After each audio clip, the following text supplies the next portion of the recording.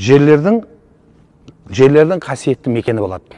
Уақыттардың, замандардың қасиетті мекені болады. Соның қасиетті мекенінің бірі мұсылмандар үшін Алланың үйі мешіт болады. Пайғамбарымыз саллаллаху алейхи уассалам қияметтің күнінде ешкім көлеңке таппағанда бірнеше адамды Алла тағала арыштың көлеңкесіне қоятындығы айтылған. Соның біреуі жүрегі менен мешітке байланған адам деді.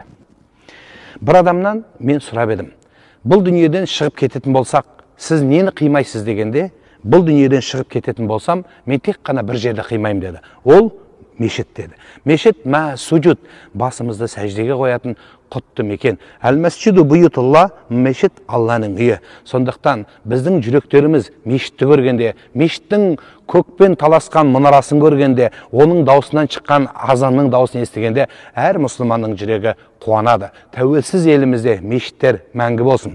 Біздің қазақ тарихындағы дін басы болған Әбсаттар Қажы Дербісәлі бас муфти мархум Хазірет айтқан сөзі бар еді. Біз елімізде ресторан, тойхана, басқа да ғимараттардың көптігімен емес, біз мешіттеріміздің көптігімен, иманды азаматтарымыздың көптігімен мақтанайық деген айтқан сөзі бар еді. Аллах Тағала мәңгілік тұрағымыз жәннетке бастайтын жол осы мешіттен басталады. Алла разы болсын.